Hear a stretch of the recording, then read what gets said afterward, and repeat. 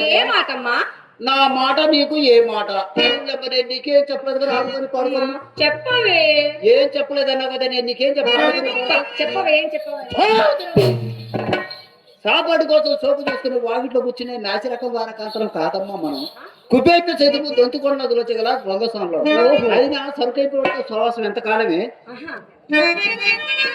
ఏడే వాడేడే? వాడేనే భవానీ శంకరం గాడు. వాడు మన కొంపలో ఉంటే పొట్లగా బొచ్చు పురుగు పట్టినట్టు ఎన్నిసార్లు చెప్పాను. వాడిని ఈడ్ చవతలో పరిస్థితి కానీ పేడ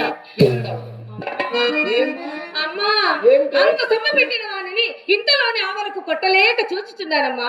ఎంత సొమ్ము పెట్టాడు పెట్టాడు పెట్టాడు అంత ఎవరెచ్చిపోతాడో. తొట్లు పెట్టాడా, పుట్లు పెట్టాడా, తూసి పెట్టాడా, కొలిచి పెట్టాడా, మూరడ పెట్టాడా, బాండ పెట్టాడా? నీకేమైనా పెట్టాడేమో కానీ ఏ నాడైనా నాకు కర్తగా చెప్పాడు. అదేనమ్మా రఘు. సరే నా సంగతి అలా వదిలేయమ్మా. పెట్టాడు పెట్టాడన్నా కూడా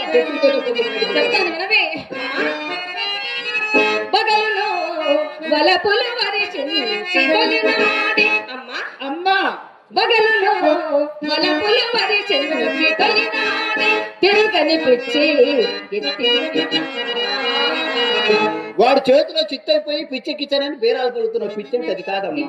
సొమ్ము తేలదని లాగి తన్నితే కిక్కురు మన ఇంటికి వెళ్ళి నడిచాంతలో సొమ్ము తీసుకొని వచ్చి కాళ్ళ కడ దగ్గర కూర్చొని కాళ్ళు పట్టాలి. పిచ్చంటే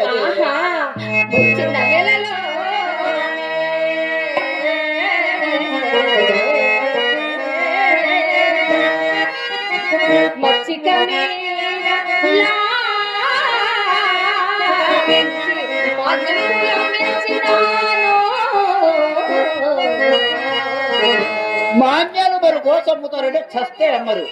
కట్టుకున్న పెళ్ళాన్ని రెండు కళ్ళతో చూడలేక మదపిచ్చి బట్టి మత్తు పానీయాల కలవాటు పడిపోయిన కొంపలపై మనం ఎప్పు కోసం అప్పు చేసి మాన్యాలు అవి నమ్ముతారు కానీ మన కోసం చస్తే.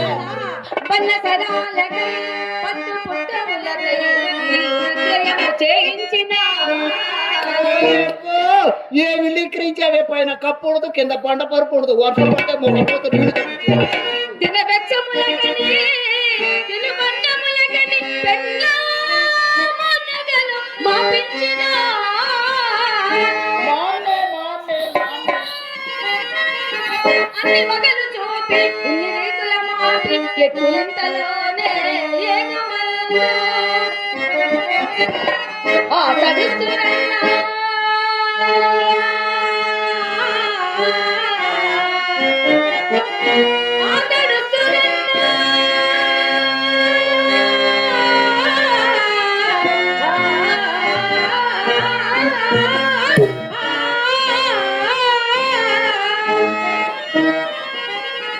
అతని కనుగొన్న ద్రవ్యము ఎట్లు మనకు